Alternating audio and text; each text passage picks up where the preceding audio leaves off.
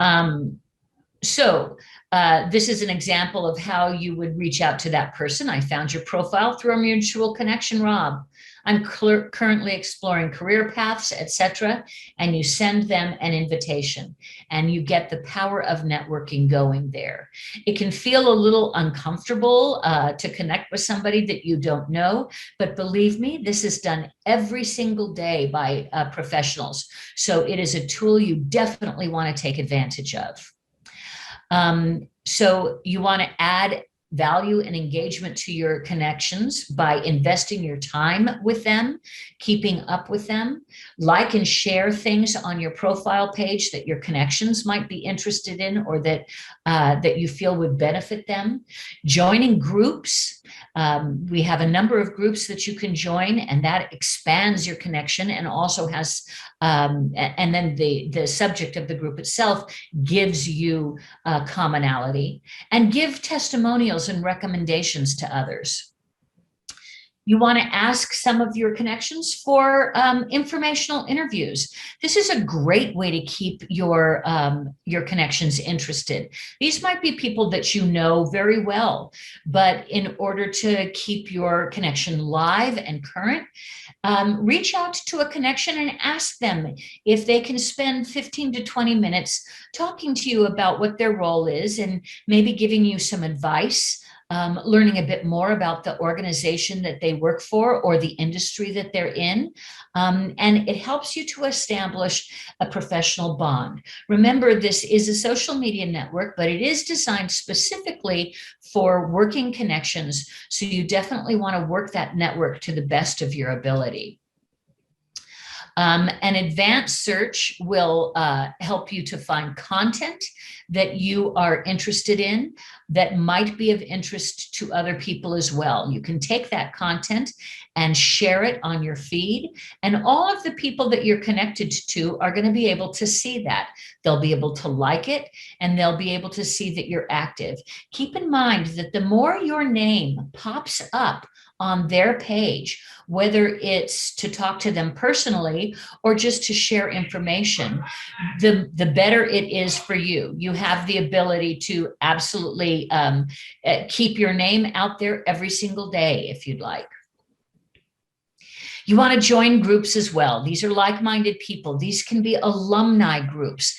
These can be groups of any number of organizations that you will find on LinkedIn that you can join. And because you have this commonality, you'll be able to reach out to even more people for connection. And 60% of the workforce has referred somebody to work at their company. So when you're looking for companies you want to work for, make note of the people that you know that already work there. You'll be surprised when you're looking for work, how many people you might be able to find in your network that work at that organization. You may not know the person you're connected to, but a well-crafted message explaining what your interest is in the role and asking for a referral would be great for people who do, for organizations where you do have a connection. And many employees companies offer their employees bonuses for referring people who actually get hired. I've referred 6 people to LinkedIn. 2 of them got hired, and I got bonuses once they were hired. So believe me, they'll be anxious to help you if they can. Staying informed is another really important part of using your LinkedIn network. We can help you to do that through professional and industry news. You can follow a company's page simply by searching for them under companies in the search box. And you can follow a company, and when you follow a company, it helps you to stay on top of the news and trends and new product launches for that company. So if you're interested in working for an organization, you definitely want to follow them. That way, when you do have an interview with that organization, assuming that you will, you'll know what's going on there, and you'll be able to impress in your interview with the fact that you've really spent time following or understanding what it is that they do. In addition to following companies, you can gain insights by following insiders. So these can be people like Warren Buffett or Bill Gates or Mariana Huffington or anybody that is a leader in their field or a thought leader in their field. By following them, you can see their activity across the LinkedIn field and stay up to date on what they have to offer in terms of insights into industry and organizations. In addition to gaining industry insights and staying informed on what matters to you, you can also leverage LinkedIn to find out what you care about. So you'll be able to follow organization or follow industry and news about organizations or points of interest like the economy or the environment, and you can follow them as well. And then we'll definitely be helping you to get hired. So when you start looking for a job, you want to start searching for and applying on LinkedIn. There are over 30 million employees and over 20 million monthly job postings on LinkedIn. So you'll get the LinkedIn job search app for your mobile device, set career interests, search for jobs, review jobs you might be interested in, use your network and follow companies, and definitely apply actively. You want to be applying for jobs every day. Let employers and recruiters know that you're actively looking for a job by setting yourself as an open candidate and update your career interests. You can do this in your profile under your name and settings. So it lets you know that you're actively applying for a job. These are the job titles you're considering, and you can even indicate where you would like to work, whether it's full-time contract work or part-time work. So you can set your settings so that future employers or people who are looking for or people who are recruiting right now can see exactly what it is that you're interested in. So you definitely want to make sure that that is kept up to date. The LinkedIn Job Search mobile app also has additional tools to help you stay on top of your job search. For example, you can get notified when your job application has been viewed, and save a job that you're interested in so that you can continue to watch how that job is coming along, whether or not somebody has been hired or if they've made any updates or anything like that. Search for jobs up in the upper portion of your LinkedIn profile. There's an icon jobs, and you can start searching for jobs by keywords, job title, company, location, functionality, industry, experience level, and date posted using their filters. And all of the jobs that are pertinent to you will show up over here. You can go into that job to get more description. Whoops, I went to the wrong place here. Just one second. I slipped. You can go into the job and find a bit more about what the job is and what the qualifications are and that kind of thing. You can save this job to, as I said before, to see how it's moving along and to check on how it's going. But you can certainly apply for it as well, right here on the apply icon. And you want to review your daily jobs all the time by clicking on the job icon in the top navigation. Based on your job preferences, profiles, company, we will start feeding you information about jobs that we think might be things that you'd be interested in. You're not required to apply for any of these jobs, but the more jobs that you apply for, the more that informs us of what you're looking for. So we'll help you actually by sending job descriptions and openings your way so that you don't have to do all the searching. You can see what we've sent to you as well. And the more you search, the more accurate recommendations you're going to be receiving. And referrals, again, are a great way to get your foot in the door. If you have a connection at a company and you want to work for them, ask them for a referral or an introduction. As I said earlier in the presentation, we do this every day as professionals. Referrals are a daily part of what we do. So don't be worried about contacting a friend or a colleague and asking them for this introduction or a referral. And they can even offer recommendations that can be added to your profile if that's something you'd be interested in as well. On each job posting, you're going to see something called Easy Apply or Apply on the company website. So you can choose either one to apply for a job. One will be directly through LinkedIn and the other will be going to the company's website so you can apply directly there.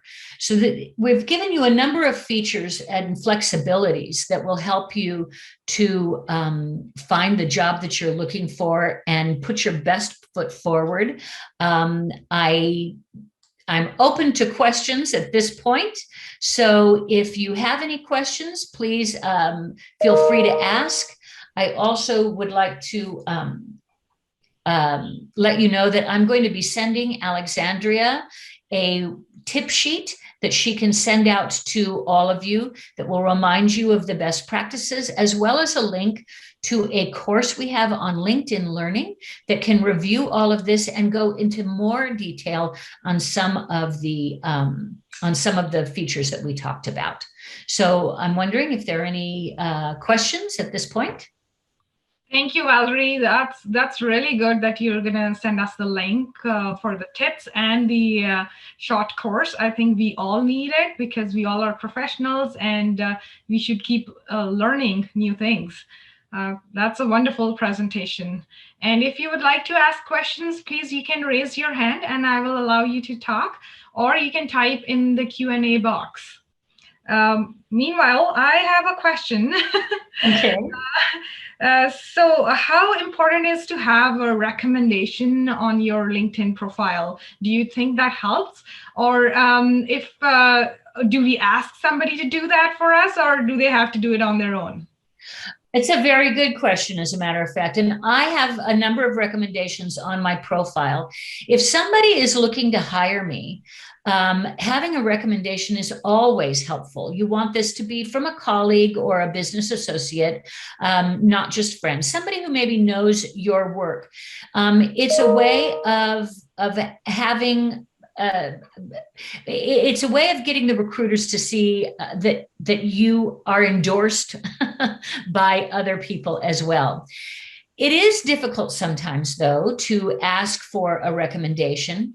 And when people have asked me for a recommendation, because I'm not exactly sure what it is that they specifically want me to point out, I will ask them to send me an example of what they would like the recommendation to look like, and I can tweak from there. And so that's my recommendation to you. If you want one of your colleagues to give you a recommendation that will live on your LinkedIn profile, send them an example of what it might look like and what are the points of interest that you want them to bring up. And that gives them a starting place and helps them not have to spend a great deal of time thinking about what it is that you might need. That's awesome. Thank you so much. I always wondered, is it a good idea? I see a lot of people have it and some people don't have it. So I think it's really good. Thank you so much. And Doris have a question. We talked about a lot of do's. What are the don'ts at the moment to start a connection? Well, you don't want to use LinkedIn, as I say, like a social media that is just for friends. Make sure that the people that you're connecting with are people that are going to be helpful to you in a business sense. So a lot of times I will receive connections or connection requests. When you do, you're able to click on that person and see a bit more about them. If this is not a person that I can see a benefit in connecting to, either for that person or for myself. I ignore that. You want your connections to remain healthy, and you don't want to add, a ton of people just for the purpose of having a lot of connections. Be thoughtful about who you want to connect to. So that would definitely be a don't. Another thing is when you are on adding to your posts for your feed, these are things that people are going to see that you've posted. Refrain from getting political. I know that this climate today is highly charged politically, but this is really not the forum for it. You can certainly share posts and things from people that you follow in a political field, but if it's controversial, I would definitely stay away from that. That's a really good tip. Thank you. And what do you think, how often people should post stuff? Like I see some people posting good morning posts like happy Tuesday and those kind of things. Do you think it's recommended, or they should just share the stuff that's relevant to their profile? Well, I think that every once in a while, it's fine to go in and just be yourself and say something pleasant. I wouldn't do that every day. I would recommend that anything that, apart from those occasional posts where you're saying hello, I would add content that is relevant to your network, or something that you think would be interesting to your network.